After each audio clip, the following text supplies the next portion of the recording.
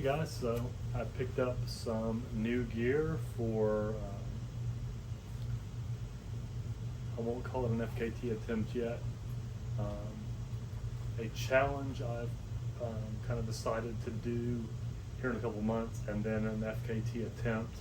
I've been listening to a podcast, and the guy that does the podcast was talking about XOSKIN. I had heard of them before. I looked at their products, but I was kind of on the fence. So he's an ultra runner, swears by it. So he had a pro code, so I decided I was going to order some for this events that I've got coming up, because the last couple times I've been out, I've had some, I don't even know if I'd call it chafing, just some dampness issues where I'm not drying out on my back and stuff. And I realized the other day I've actually been wearing a thicker pair of running shorts than I usually use. So I don't know if that's kind of together, it's just caused an issue. So I started looking into XOSKIN, and I decided to get a couple pieces of gear from them. So this, I haven't opened them yet. They literally just showed up a little bit ago. These are the underwear liner short midi. So it's a large color is called White Himalaya, which actually they're black with some panels that are white. But so what XOSKIN fabric does is it's got copper infused into the fabric to help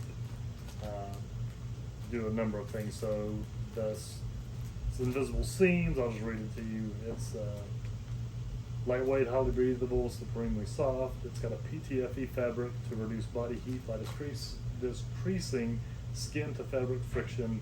It's rapid wicking and drying, which is, a plus, so the skin stays dry and cooler. It's odor control. I've heard from some people that have worn this. They've worn it for like 2 weeks, every time they've run, whatever, and it doesn't stink. So pretty good for when you're backpacking or FKT/ultra runs. And then copper is supposed to promote skin wellness for healthier skin. So these, I've quit using liners and shorts. So this is going to be my go forward liner replacement. So I'm going to try this out on this 40-mile attempt I'm doing. I also got, this is what I had heard of first, was their socks. They actually make compression socks, regular socks, and toe socks. And I was really looking at going with the toe socks, but I really like my Injinji liners, and they don't make a toe sock that's also compression. So I really like having compression socks.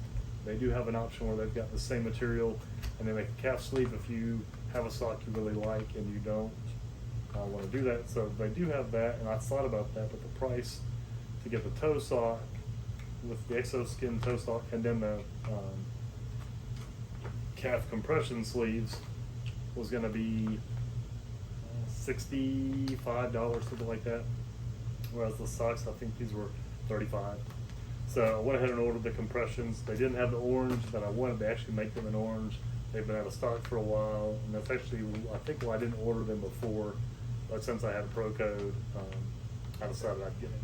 So the other thing that's interesting about these, if you notice this bag, this is actually a lock sack from OpSack.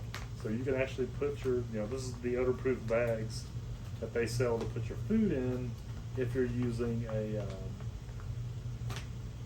it's not the Bearcan, but the sack people use that's Kevlar reinforced, whatever the heck that thing is called. These are what they recommend you put in there for, to odor-proof your food. So these are the compression socks. And I also decided to get a new top, orange. So this is the XOSKIN. This is a sleeveless crew neck base layer. So I got this because I've noticed, even when I've done a couple of FKT attempts in a tank top that's designed for like marathons, it still gets drenched and I'm just wet. So I decided to give this a go as well.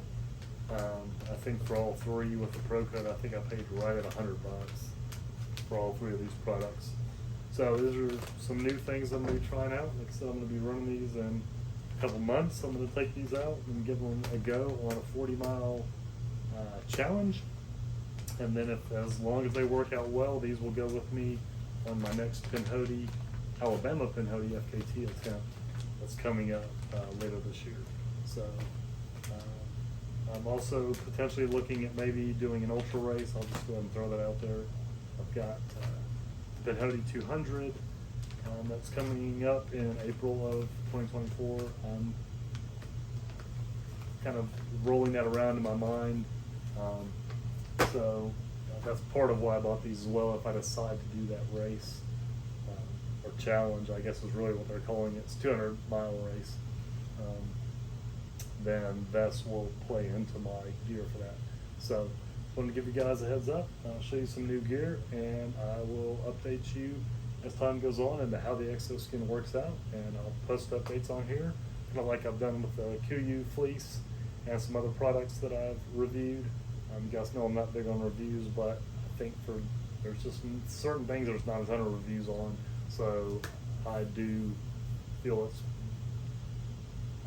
worth my time to make a review on those kind of items. So appreciate you guys watching, and I'll keep you up to date.